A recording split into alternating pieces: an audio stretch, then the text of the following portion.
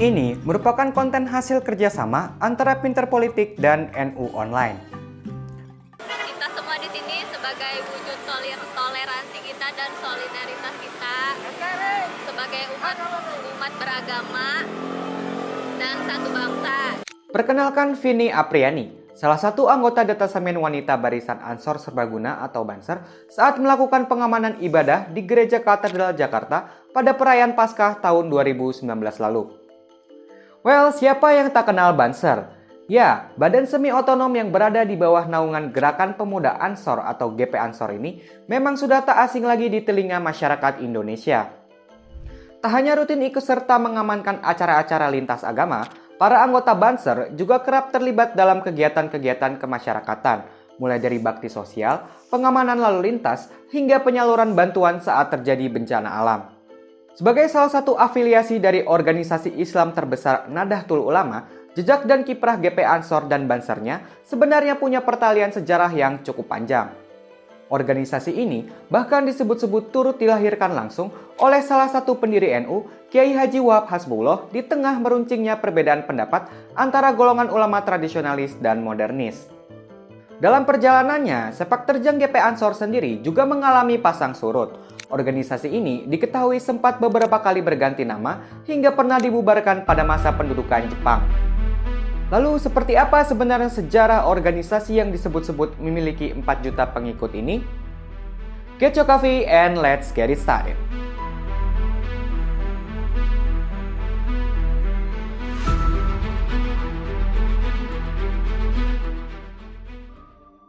Meski kini menjadi salah satu badan otonom Nahdlatul Ulama, namun cikal bakal berdirinya GP Ansor diyakini sudah muncul bahkan sebelum NU itu sendiri didirikan. Kisah ini berawal ketika para aktivis yang tergabung di Nahdlatul Wathon, organisasi yang merupakan cikal bakal NU, menginginkan pembentukan sebuah wadah bagi aktivitas kepemudaan. Keinginan ini muncul lantaran pada tahun 1920-an banyak berdiri organisasi-organisasi pemuda yang bersifat kedaerahan seperti Yong Yava, Yong Sumatra, Yong Minahasa, dan sebagainya. Kendati demikian, usaha Nahdlatul Wathon untuk mewujudkan keinginannya tersebut nyatanya tidaklah mudah. Di tengah upayanya mendirikan organisasi kepemudaan tersebut, terjadi perbedaan pendapat antara golongan tradisionalis yang dipimpin oleh Kiai Haji Wahab Hasbullah dan tokoh-tokoh yang berhaluan modernis seperti Kiai Haji Mas Mansur terkait sejumlah hal seperti persoalan taklid, ijtihad, hingga mazhab. Perbedaan pendapat ini kemudian membuat kedua tokoh yang disegani itu pun memutuskan untuk menempuh arus gerakan yang berbeda. Kemudian, pada tahun 1924, sekelompok pemuda yang mendukung Kiai Haji Wahab Hasbullah membentuk sebuah organisasi yang dinamakan Syabanul Wathon atau yang berarti Pemuda Tanah Air. Organisasi itu dipimpin oleh pemuda-pemuda dari sejumlah daerah di Tanah Jawa. Bagi kalian yang belum menonton sejarah dan kiprah Kiai Haji Wahab Hasbullah, kisahnya bisa kalian simak di video ini ya. Seiring berjalannya waktu, semakin banyak remaja yang tertarik bergabung ke organisasi Syabanul Wathon. Melihat antusiasme ini, para pengurus organisasi pun memutuskan untuk membuat semacam kegiatan yang diarahkan pada aktivitas kepanduan. Kendati begitu, setelah Kiai Haji Wahab Hasbullah bersama Kiai Haji Hasyim Asy'ari mendirikan Nahdlatul Ulama pada tahun 1926, aktivitas Syabanul Wathon justru mulai mengalami kemunduran. Hal ini dikarenakan beberapa aktivis utama organisasi tersebut juga terlibat dalam kegiatan-kegiatan NU. Untuk mengatasi persoalan ini, salah seorang pemimpin Syabanul Wathon menginisiasi pembentukan wadah pemuda dalam organisasi Islam yang baru dibentuk itu. Wadah kepemudaan ini kemudian diberi nama Persatuan Pemuda Nahdlatul Ulama atau PPNU. Dalam perjalanannya, PPNU beberapa kali mengalami perubahan nama. Pada 14 Desember 1932 misalnya, PPNU sempat diubah menjadi Pemuda Nahdlatul Ulama atau PNU. Lalu, pada tahun 1934, PNU diubah lagi menjadi Ansor Nahdlatul Ulama atau ANO, bukan ANU karena ini masih menggunakan ejaan lama ya. Konon, nama Ansor ini diusulkan langsung oleh Kiai Haji Wahab Hasbullah. Nama ini diyakini diadaptasi dari gelar kehormatan yang diberikan oleh Nabi Muhammad SAW kepada penduduk Madinah yang dianggap berjasa dalam menegakkan agama Islam. Oleh karenanya, penggunaan nama Ansor ini dimaksudkan agar anggota organisasi tersebut dapat mencontoh teladan dari sikap dan perilaku serta semangat perjuangan para sahabat Nabi. Meski telah diakui menjadi bagian yang tak terpisahkan dari NU, namun secara formal organisatoris, Ansor belumlah tercantum dalam struktur organisasi NU. Hubungan Ansor dengan NU saat itu masih bersifat hubungan pribadi antar tokoh. Pada Muktamar NU ke-9 yang digelar di Banyuwangi, Jawa Timur 24 April 1934, barulah Ansor secara resmi diterima dan disahkan sebagai Departemen Pemuda NU. Hari itu pun kemudian ditetapkan menjadi tanggal berdirinya Ansor. Muktamar itu juga turut menetapkan Haji Muhammad Thohir Bakri, Abdullah Ubaid, Haji Ahmad Barawi Abdussalam sebagai ketua, wakil ketua, dan sekretaris pertama Ansor. Setelah resmi diakui sebagai salah satu departemen di bawah NU, kiprah Ansor mulai mengalami perkembangan. Organisasi tersebut bahkan mulai rutin menggelar kongres tahunannya sendiri. Perkembangan tersebut juga didukung oleh keputusan yang diambil pada Muktamar ke-11 NU di tahun 1936. Saat itu, pengurus pusat NU merekomendasikan kepada perwakilan-perwakilannya di daerah agar juga membentuk cabang-cabang Ansor. Setelah semakin banyak berdiri di berbagai daerah, PB ANO kemudian mengambil inisiatif untuk melaksanakan kongres kedua yang digelar pada tahun 1937 di Malang, Jawa Timur. Salah satu keputusan paling penting di kongres tersebut adalah mendirikan Barisan Ansor Nahdlatul Ulama atau BANU yang kemudian lebih dikenal sebagai Banser. Namun sayangnya, saat memasuki masa-masa perkembangan inilah, sepak terjang Ansor terpaksa harus berhenti setelah Jepang berkuasa di Indonesia pada tahun 1942. Pasalnya, pada saat itu, Jepang memberangus hampir semua organisasi kepemudaan di Indonesia, tak terkecuali Ansor.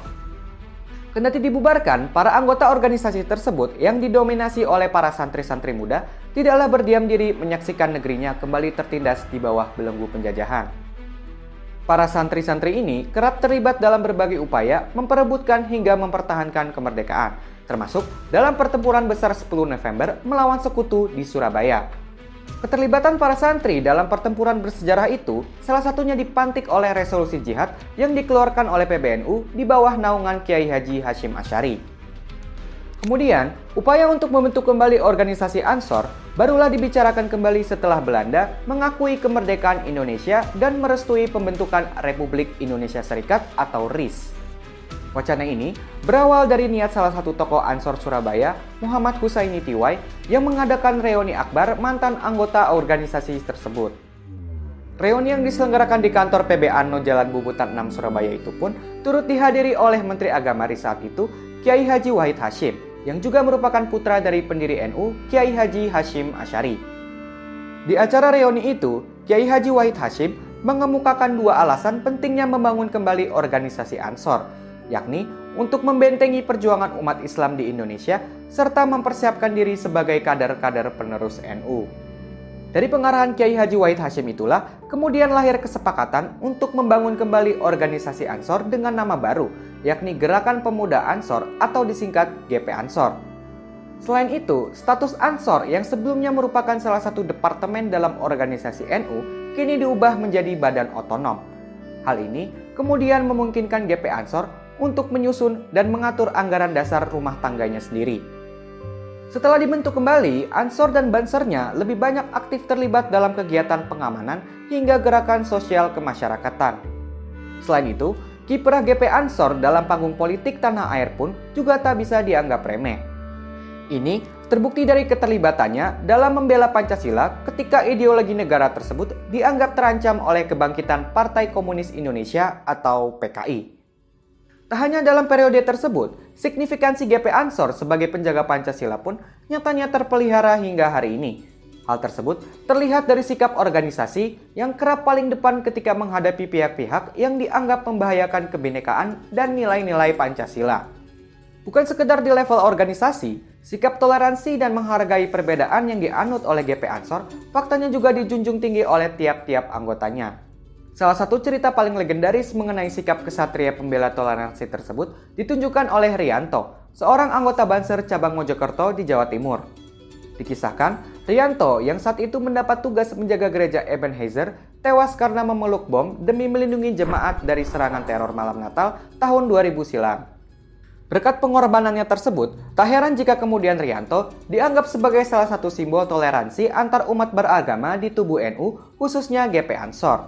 Saking legendarisnya, kisah Riyanto ini bahkan sempat diadaptasi dalam sebuah film berjudul Tanda Tanya karya sutradara kawakan Hanung Bramantyo. Dalam konteks politik kekinian, GP Ansor masih membuktikan eksistensinya dengan menjadi salah satu pihak yang paling lantang mengkritisi sepak terjang Ormas Front Pembela Islam atau FPI. Maklum, sebagai organisasi yang mengedepankan nilai-nilai toleransi, arah pemikiran GP Ansor memang bisa dibilang berlawanan dengan perjuangan FPI yang cenderung ke arah fundamentalis. Kendati berbeda jalan, GP Ansor nyatanya tetap menerima dengan tangan terbuka jika ada ex-anggota FPI yang ingin bergabung pasca ormas pimpinan Habib Rizik Syihab itu dibubarkan pemerintah beberapa waktu lalu. Diberitakan, di Sumatera Selatan ada puluhan bekas anggota FPI yang merapat ke GP Ansor. Ini sekali lagi membuktikan bahwa organisasi tersebut memang menjunjung tinggi perbedaan, termasuk perbedaan pemikiran. Terlepas dari segala kontroversi yang ada, pada akhirnya sumbangsi GP Ansor dalam menegakkan nilai-nilai keberagaman dan toleransi tetaplah tak bisa disangkal. Selain itu, kiprah panjangnya dalam mewarnai dinamika politik nasional juga telah membuat GP Ansor menjadi salah satu organisasi yang sangat diperhitungkan. Ini terbukti misalnya dari ditunjuknya Ketua Umum GP Ansor, Yahya Khalil Quomas atau yang akrab disapa Gus Yakut sebagai Menteri Agama Republik Indonesia oleh Presiden Joko Widodo beberapa waktu lalu. Lalu bagaimana menurut kamu? Seperti apa sejarah GP Ansor ini harus dimaknai? Berikan pendapatmu. Terima kasih telah menyaksikan video ini. Ini adalah konten kerjasama antara Pinter Politik dan NU Online. Jangan lupa untuk di rumah aja, patuhi protokol kesehatan, dan sering-sering cuci tangan. Jika kalian punya saran atau masukan untuk konten-konten selanjutnya, jangan lupa untuk tulis kolom komentar di bawah ini. Jangan lupa untuk like, subscribe, dan nyalakan lonceng notifikasi. Dan ikuti terus pinterpolitik.com untuk mendapatkan informasi seputar fenomena politik di Indonesia. Take care!